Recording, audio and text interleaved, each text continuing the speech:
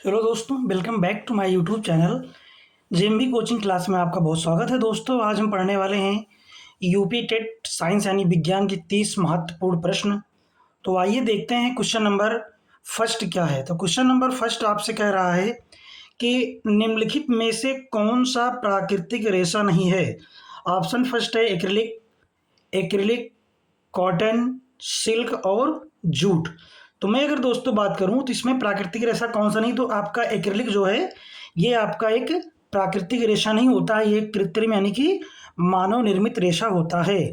Cotton, silk और jute पौधों या जानवरों से प्राप्त होते हैं। जो अदर हैं आपका, ये सब जानवरों से, जैसे कॉटन हो गया, जूट हो गया, सिल्क, ये सब जानवरों से या किसी और चीज़ से प्राप्त होते हैं। लेकिन एक्रिलिक जो होता है आपका, ये आपका कृत्रिम और मानव निर्मित होता है, ये प्राकृतिक रेशा आपका नहीं होता। क्वेश्चन नंबर नेक्स्ट है कि अदरक रूपांतरण है। तो अदरक रूपांतरण है पत्ती का, तने का, जड़ का या फल का। तो अदरक जो रूपांतरण होता है ये होता है तने का, तने का रूपांतरण होता है अदरक एक। इसकी और अन्य जानकारी अगर हम देना चाहें आपको, तो अदरक एक राइबोसोम है जो भूमिगत तनों या एक प्रकार का रूपांतरण होता है। इसमें नोड्स यानी कि गांठें और इंटर नोड्स होते हैं जो इसे जड़ से क्या करते हैं, अदरक को अलग करते हैं। क्वेश्चन नंबर नेक्स्ट देखे हैं, वास्तविक फल उत्पन्न होते हैं पंखुड़ी से, अंडाशय से, थैलेमस से या बाह्य दल से। तो वास्तविक फल जो उत्पन्न होते हैं दोस्तों, ये होते हैं अंडाशय से हमेशा और हमेशा।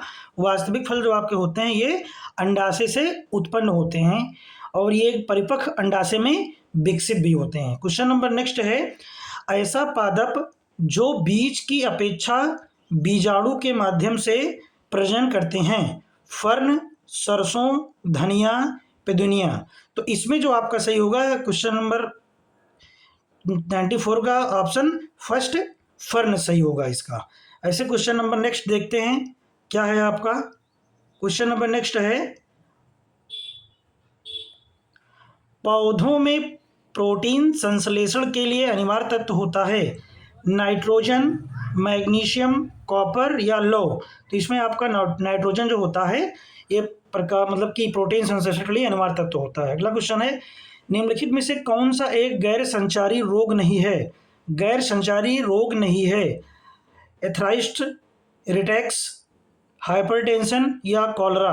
तो मैं अगर इस क्वेश्चन की बात करूं तो इसमें जो कॉलरा होता है ये गैर संचारी रोग नहीं होता है। समझ गए दोस्तों। क्वेश्चन नंबर नेक्स्ट, पेनिसिलिन प्रतिजैविक दवाएं प्राप्त होती हैं। Most very most important question है ये एग्जाम के लिए कि पेनिसिलिन प्रतिजैविक दवाएं होती हैं शैवाल, जीवाणु, फफूंद या नील हरित शैवाल। तो ये आपको फंगल यानी कि फफूंद से प्राप्त होती हैं। क्वेश्चन नंबर नेक्स्ट देखते हैं क्या है आपके पास। तो नेक्स्ट है, निम्नलिखित में से कौन सा ऊर्जा का स्रोत नहीं है। निम्नलिखित में से कौन सा ऊर्जा का स्रोत नहीं है। तो वसा, विटामिन, प्रोटीन या कार्बोहाइड्रेट। तो अगर इसमें बात की जाए आपका, तो जो विटामिन होता है ये आपका जो है वो ऊर्जा का स्रोत नहीं होता, क्योंकि वसा, प्रोटीन और कार्बोहाइड्रेट स्थूल पोषक तत्व होते हैं जो ऊर्जा प्रदान करते हैं। विटामिन जो होता है ये सूक्ष्म, विटामिन जो होता है ये सूक्ष्म पोषक तत्व हैं जो चयापचय या पचन में मदद करते हैं, लेकिन सीधे ऊर्जा कैलोरी को प्रदान नहीं करते हैं। तो बहुत इंपॉर्टेंट क्वेश्चन है। क्वेश्चन नंबर नेक्स्ट, डीएनए के कोडिंग सेगमेंट को कहा जाता है। वैसे मैं बता दूं आपको, डीएनए का फुल फॉर्म होता है डीऑक्सी राइबो न्यूक्लिक एसिड या डीऑक्सी राइबो न्यूक्लिक अम्ल। अब इसके कह रहे हैं कि इसका कोडिंग सेगमेंट क्या होता है, इनका कोड क्या होता है। तो एंट्रॉन, कोडॉन, म्यूट्रॉन या एक्सॉन। तो इसका जो एग्जैक्ट आंसर सही होगा यहाँ पर होगा ऑप्शन 4 होगा, एक्सॉन इसका सही होगा। जो इंपॉर्टेंट क्वेश्चन है। क्वेश्चन नंबर नेक्स्ट है, निम्नलिखित में से कौन सा एक सूक्ष्म पोषक तत्व नहीं है। तो सूक्ष्म पोषक तत्व जैसे कि कॉपर, सिलिकॉन, सोडियम और कैल्शियम। अगर यहाँ बात की जाए तो कैल्शियम ये सूक्ष्म पोषक तत्व नहीं होता है, क्योंकि किसी भी शरीर के लिए, किसी भी मानव के लिए कैल्शियम जो है ये अत्यधिक मात्रा में चाहिए, सूक्ष्म पोषक तत्व को नहीं इस कैटेगरी में आता है। बाकी कॉपर, सिलिकॉन, सोडियम एक तो सूक्ष्म पोषक तत्व में चल जाएंगे, लेकिन कैल्शियम आपका जो होगा ये सूक्ष्म पोषक तत्व में नहीं चल पाएगा, इसे बृहद मात्रा में चाहिए किसी बॉडी को। अब क्वेश्चन नंबर नेक्स्ट देखते हैं दोस्तों, बहुत ही इंपॉर्टेंट क्वेश्चन है आपका ये बहुत ही इंपॉर्टेंट क्वेश्चन है, एग्जाम में कई बार पूछा गया है। वर्षा की बूंदों के गोलीय आकार का उल्लेख करने के लिए जल की निम्नलिखित गुणों में से किसका प्रयोग किया जा सकता है। आप लोग देखते होंगे दोस्तों कि जब बारिश होती है तो बूंदें जब नीचे गिरती हैं तो एक गोले का रूप ले लेती हैं, तो उसका हम यूज करने के लिए दोस्तों उसको हम कौन सा होगा इसमें, क्रांतिक प्रघटना, श्यानता, पृष्ठ तनाव या दाब। तो इसमें आपका पृष्ठ तनाव जो होगा वो बिल्कुल सही होगा। इस क्वेश्चन का जो ऑप्शन क्वेश्चन नंबर 3 जो है इसका एकदम सही ऑप्शन है। क्वेश्चन नंबर नेक्स्ट आपका है, निम्नलिखित में से कौन सा ग्रीन हाउस गैसें हैं।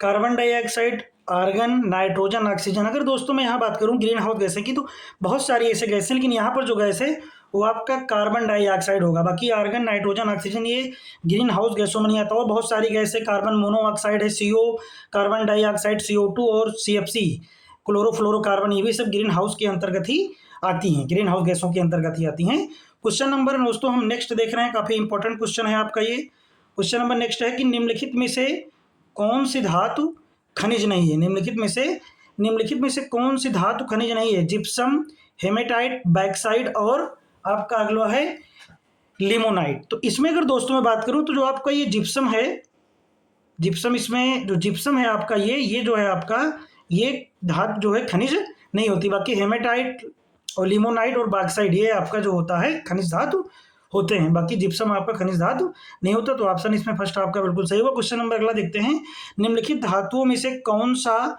द्रव है। निम्नलिखित में से बहुत इंपॉर्टेंट क्वेश्चन है ये, निम्नलिखित धातुओं में से कौन सा द्रव है। सल्फर, ब्रोमीन, आयोडीन या फास्फोरस। दोस्तों अगर मैं यहाँ बात करूँ तो ब्रोमीन जो है आपका ये एक द्रव धातु होती है। ब्रोमीन जो होती है Br इसका प्रतीक होता है, ये एक आपका द्रव धातु होती है। बड़ा इंपॉर्टेंट क्वेश्चन है। क्वेश्चन नंबर नेक्स्ट, किस वैज्ञानिक ने रेडियोधर्मी तत्व रेडियम की खोज की है। बहुत इंपॉर्टेंट क्वेश्चन है। Benjamin Franklin, Isaac Newton, Albert Einstein या मैरी क्यूरी। तो इसका जो सही ऑप्शन होगा ऑप्शन नंबर 4 होगा। मैरी क्यूरी जो थी ये रेडियोधर्मी तत्व की यानी रेडियम की खोज की थी। क्वेश्चन नंबर नेक्स्ट देखते हैं। क्वेश्चन नंबर नेक्स्ट क्या है आपका, क्वेश्चन नंबर नेक्स्ट आपका है कि किस कारण से स्टोन कैंसर होता है। रेडियोधर्मिता, अम्ल वर्षा या विश्वव्यापी तापन या जीवाणविक क्रिया। तो अगर इसमें हम दोस्तों देखें तो ये आपका जो अम्ल वर्षा है ये चीज़ ऑप्शन नंबर 2 बिल्कुल सही होगा कि स्टोन कैंसर जो होता है ये अम्ल वर्षा के कारण ही होता है आपका। क्वेश्चन नंबर अगला है, ब्राइन क्या है। ब्राइन क्या है, क्लोरीन का एक जलीय विलयन, NaCl का संतृप्त विलयन या विरंजक चूर्ण का सामान्य नाम या Na2SO4 का जलीय विलयन। तो दोस्तों यहाँ जो ब्राइन होता है ये NaCl यानी कि जो नमक का संतृप्त विलयन होता है। ये नमक का क्या होता है, संतृप्त विलयन होता है। क्वेश्चन नंबर देखते हैं कि हरे फलों को कृत्रिम ढंग से पकाने हेतु प्राकृतिक गैस कौन सी। कृत्रिम ढंग से मतलब कि जो प्राकृतिक द्वारा ना पके, खुद से जो पकाना पड़े, वो कौन सी ऐसी गैस का यूज किया जाता है। तो हाइड्रोजन, एसिटिलीन, इथेन या नाइट्रोजन। तो यहाँ दोस्तों आप पढ़ते चले आ रहे हो, क्लास 10 में पढ़ाया गया होगा कि एसिटिलीन जो गैस होती है ये कच्चों फलों को कृत्रिम ढंग से पकाने में इसका यूज आप लोग द्वारा किया जाता है। क्वेश्चन नंबर नेक्स्ट है कि वायु में नाइट्रोजन गैस का प्रतिशत कितना होता है। बहुत ही इंपॉर्टेंट क्वेश्चन है ये। तो वायु में जो नाइट्रोजन गैस का प्रतिशत होता है दोस्तों 21.5, 40 या 78 या 3। तो इसमें आपका ऑप्शन नंबर 3 सही होगा। 78% नाइट्रोजन गैस जो है हमारी ये वायु में उपस्थित होती है। क्वेश्चन नंबर नेक्स्ट देखते हैं हम लोग, ओजोन क्या है दोस्तों। Very most important question, ozone क्या है आपका। बहुत इंपॉर्टेंट क्वेश्चन। सबसे पहले बता दें कि ओजोन का जो फार्मूला होता है ये O3 होता है। और ओजोन है क्या, तो देखते हैं आगे कि ऑक्सीजन का एक समवाय या ऑक्सीजन का एक यौगिक या ऑक्सीजन का एक अपर रूप या ऑक्सीजन का एक समस्थानिक। तो दोस्तों यहाँ पर ऑक्सीजन जो होता है ये ओजोन जो होता है दोस्तों ये ऑक्सीजन का एक अपर रूप ही होता है। जैसे कि कोयले का ग्राफाइट ये सब होता है वैसे ये भी दोस्तों होता है। क्वेश्चन नंबर नेक्स्ट देखते हैं। Question number next most important है, आइए देखते हैं इसको। कह रहे हैं कि यम द्रव्यमान के एक कण का संवेग p है, इसकी गतिज ऊर्जा क्या होगी। फिजिक्स से है, बहुत ही प्यारा क्वेश्चन है, बड़ा इंपॉर्टेंट क्वेश्चन है। तो पहला है p²/m। p जो है यहाँ पर ये संवेग को दर्शा रहा है। यम क्या है, द्रव्यमान होता है।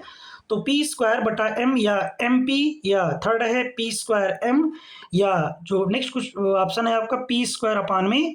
तो यहाँ जो सही होगा आपका ये ऑप्शन नंबर 4 सही होगा कि यम द्रव्यमान के एक कण का संवेग p है तो इसकी गतिज ऊर्जा यानी k बराबर होती है p²/2m।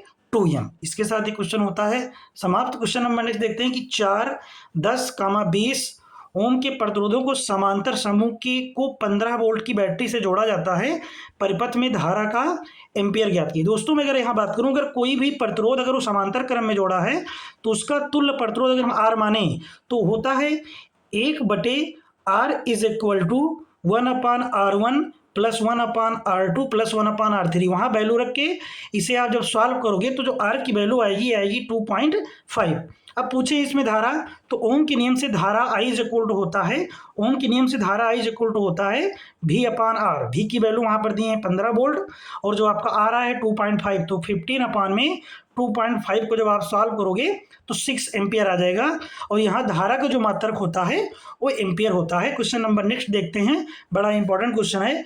निम्नलिखित पादपों में से कौन सा एक लौह चुंबकीय है? लकड़ी, सोना, निकेल या मैग्नीज? तो लकड़ी तो नहीं हो सकती है लौह चुंबकीय, सोना भी नहीं हो सकता है, मैग्नीज भी नहीं हो सकता है। यहाँ पर जो निकेल है ये आपका क्या हो सकता है? एक लौह चुंबकीय तत्व हो सकता है। इसी के साथ क्वेश्चन नंबर नेक्स्ट देखते हैं क्या है। ध्वनि की चाल अधिकतम है, ध्वनि की चाल अधिकतम किसमें हो सकती है? ध्वनि की चाल अधिकतम है निर्वात में, वायु में, जल में या इस्पात में। तो आप लोगों दोस्तों ने पढ़ा होगा कि ध्वनि की चाल अधिकतम कहाँ होती है? तो ध्वनि की चाल अधिकतम एक ठोस में होती है, यानी कि मैं बात करूं तो यहाँ पे ऑप्शन नंबर 4 सही होगा, इस्पात। यानी ध्वनि की अधिकतम चाल किसमें होती है? इस्पात में होती है, यानी कि ठोस में होती है। Question number next most important, जब कांच की एक छड़ को रेशम से रगड़ा जाता है तो इस पर किस प्रकार का आवेश होता है? दोस्तों अगर एक कांच की छड़ को हम रेशम पर रगड़ें तो वहां पर कौन सा आवेश उस पर चार्ज होगा? ऋण आवेश, विद्युत आवेश, धन आवेश या उपयुक्त में से कोई नहीं। तो दोस्तों इस कंडीशन में आपका धन आवेश जो होगा, जब आप कांच की छड़ को रेशम पर रगड़ेंगे तो वो धन आवेशित हो जाती है, यानी उस पर धन आवेश, यानी तीसरा ऑप्शन बिल्कुल सही है, धन आवेश उस पर चार्ज हो जाता है। दोस्तों अगला है, एक घूमते हुए समतल दर्पण पर आपतित किरण 60 डिग्री का कोण बनाती है, तो परावर्तन कोण क्या होगा? आपतित कोण दोस्तों हम उसको I से डिनोट करते हैं और परावर्तन कोण को स्मॉल r से डिनोट करते हैं। अगर मैं यहाँ दोस्तों देखूं कि एक घूमते हुए समतल दर्पण पर आपतित किरण 60 डिग्री का कोण बनाती है और परावर्तन कोण क्या होगा? तो दोस्तों आपने पढ़ा होगा परावर्तन के नियम में कि angle I is equal to angle R होता है, यानी कि जो आपतित कोण I है वही हमारा परावर्तन कोण R भी बनेगा, यानी इसका सही ऑप्शन होगा 60 डिग्री। क्वेश्चन नंबर नेक्स्ट की ओर हम लोग चलते हैं, बड़ा इंपॉर्टेंट क्वेश्चन है। निम्नलिखित में से कौन सा ऊर्जा का नवीकरणीय संसाधन है? बहुत ही इंपॉर्टेंट, मोस्ट इंपॉर्टेंट क्वेश्चन है। निम्नलिखित में से कौन सा ऊर्जा का नवीकरणीय संसाधन है? भूजल, प्राकृतिक गैस, कोयला या पेट्रोलियम? तो दोस्तों आप लोग पढ़ते चले आ रहे होंगे कि जो नवीकरणीय ऊर्जा का साधन होता है, संसाधन होता है, ये होता है आपका भूजल, यानी कि इस क्वेश्चन का सही ऑप्शन होगा फर्स्ट भूजल। अगला क्वेश्चन, पदार्थ के संवेग, संवेग यानी कि P और वेग यानी कि V के अनुपात में कौन सी भौतिक राशि प्राप्त होती है? तो दोस्तों बड़ा ही इंपॉर्टेंट क्वेश्चन है। अगर यहाँ पर हम देखें कौन सी भौतिक राशि प्राप्त होती है, तो अगर हम संवेग V और वेग का अनुपात बनाएं तो दोस्तों वहां पर हमें क्या मिलेगा? द्रव्यमान स्मॉल m प्राप्त होता है। अभी ऊपर मैंने इस क्वेश्चन के बारे में डीपली डिस्कस कर रखा है। क्वेश्चन नंबर नेक्स्ट, 1 नैनोमीटर बराबर होता है 10⁻⁸ सेंटीमीटर, 10⁻⁶ सेंटीमीटर, 10⁻�7 सेंटीमीटर या 10⁻�9 सेंटीमीटर। तो दोस्तों मैं बता दूं कि इस क्वेश्चन का ऑप्शन जो होगा 10⁻⁹ सेंटीमीटर, एकदम सही और करेक्ट ऑप्शन होगा इस क्वेश्चन के लिए। क्वेश्चन नंबर नेक्स्ट पे चलते हैं दोस्तों, लास्ट है इसका।